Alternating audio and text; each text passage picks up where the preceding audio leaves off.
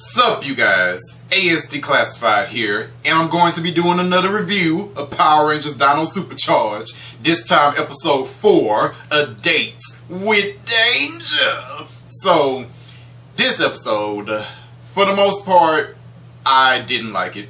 Did not like it. Didn't like it. Let's talk about some of the good though. Like one of the few things I liked about this episode was the new villain. Yes, this episode introduced a new villain to us. His name is Singe. He's a fire-based monster alien thing, and he seems pretty cool, you know, from what I've seen to him in this one episode. Seems cool. Kinda reminds me of Kilobyte from Power Rangers RPM. I don't know why. Maybe the voice, maybe a little bit. I don't know, but that's who I thought about from this guy. Like, you know, yeah. So, yeah, this guy, he just shows up in this episode. He was on a asteroid that kind of looked like a flying disco ball. So he was on this asteroid and crash landed on Earth. I guess the asteroid is how he travels across planets or whatever. So as soon as he crash landed on Earth, Snide, Fury, and Wrench just ran up on this man like, give me one good reason why we shouldn't kill you right now. And Singe was like, you shouldn't kill me because I can help you get an energy gem. See, word on the street is that you want to rule the universe with anyone who can help you get an energy gem. Well, I can help you get one. So if you put me on the payroll, we can make big things happen, man. So yeah, now Singe is working with the bad guys, and Singe in this episode also created a little rivalry with Fury, which was interesting. That was like the best part of this episode, that Singe and Fury just could not get along. You know, like Singe went to fight the Power Rangers, he was whooping their ass, and then he's like, you know what? I'll kill y'all later because I have a terrible headache. My head is pounding. Somebody get the aspirin out. And Fury is like, nobody gives a fuck about your headache. Kill the Rangers now. And Singe was like, hold on, player. You giving me orders? You've been on this planet for millions of years and you haven't gotten one energy on. Don't tell me what the fuck to do. And then those two started fighting. It's just crazy.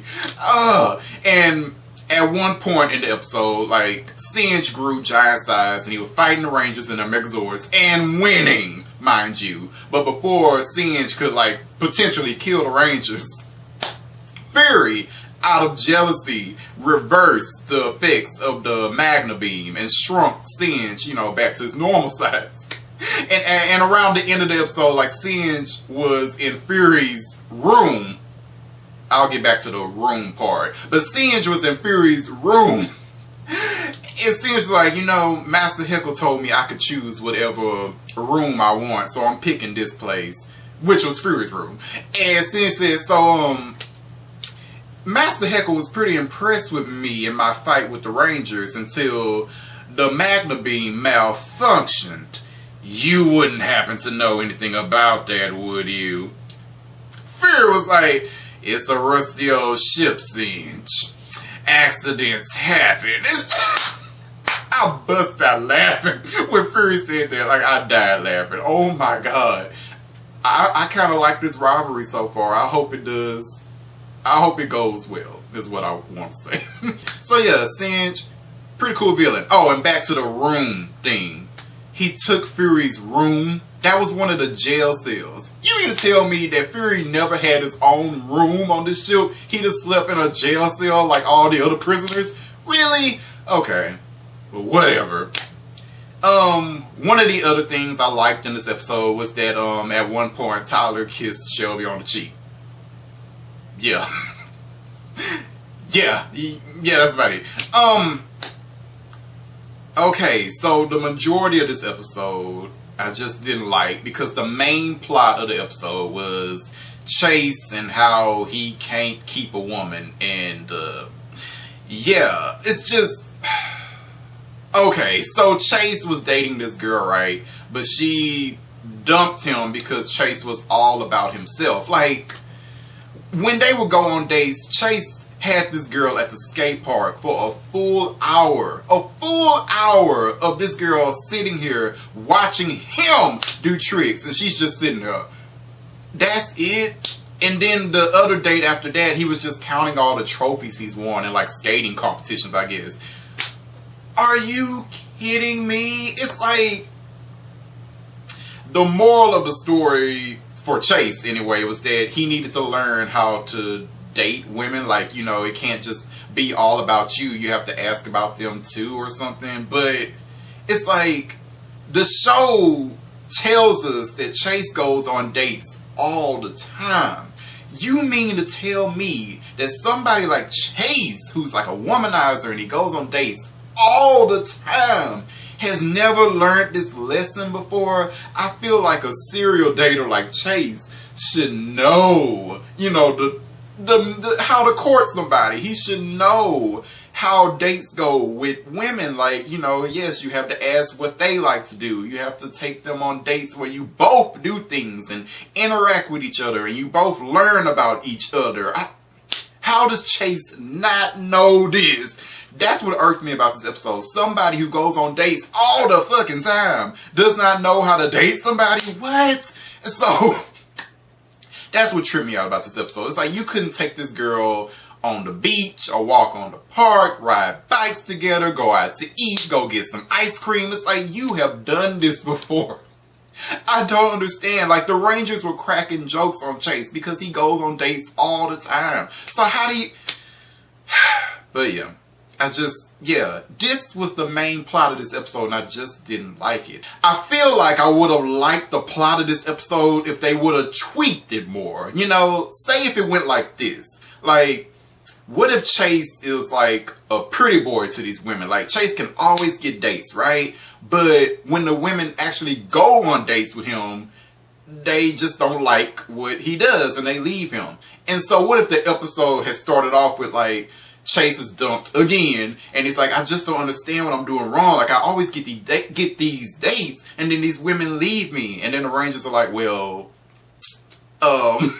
it's because, you know, you do such and such and such. And then the episode could have been about him going on a date with this special lady, and him trying to, you know, fix himself so he's a better person. I don't know. I don't know. But what they did in this episode, I just didn't like. I didn't. And then there was one point where Singe's plan was to go after a loved one of the Rangers, which was this random girl that Chase was dating in this episode. It's like, the audience doesn't even know this girl. Like, I don't even care about her. So the villains trying to go after her was doing nothing for me. And it didn't even matter because they went after her and then Chase saved her in 2 seconds and then it was back to the villains versus the Rangers. It's just, what was even the point of this? This episode. Okay, so the main plot of this episode was Chase dating this girl. The subplot of the episode was that Tyler got like this note from an old friend of his dad. And it was like giving him, and the note gave him information on what happened to his dad. And Tyler went to go speak with this man, you know, to get more information. I didn't like this either. It's like, wait a minute. First of all, this note came out of nowhere. It's like Tyler just jumped in his car and he was reading this note. And then later on in the episode, he went to go meet this man. It's like, who is this man? Why is he showing up now? It's like, this man said he was such good friends with his father and they worked together and whatever and went on expeditions together. And then your father disappeared when this cave had collapsed and blah, blah, blah. Your father saved my life, blah, blah, blah. Wait a minute. Who is this man? He just appears out of nowhere. And you mean to tell me that you're just showing up now to tell Tyler this? It's like, it has been years since Tyler's daddy has disappeared. And you are just now talking to somebody in Tyler's family about Tyler's dad? Like, are you... What? It's just, that's what I don't get. All this time, this man just randomly shows up in this episode. Like, what? That's what I don't get. It's like, oh, what was the holdup? I don't understand. What was the holdup that now you are talking to Tyler? Yeah, this episode had issues. Oh, and back to Singe. Like, you know, I already said I like Singe and all, but the episode, I feel like the episode really should have built him up more. Like, this episode, for the most part, it was not about him. And I feel like if you're going to introduce a new villain that's going to be around for a bit, it should be about him. But it was mostly about Chase trying to date this girl and And Tyler trying to talk to this dude, it's just they kind of just pushed Singe to the sidelines a little bit, and I didn't like this. This is a very powerful villain. He whooped all 6 of the Rangers relatively easily, like both in ground fights and Megazord fights. He beat them pretty easily. And you're barely focusing on him. You're not really making a big deal about this new villain that you can't beat.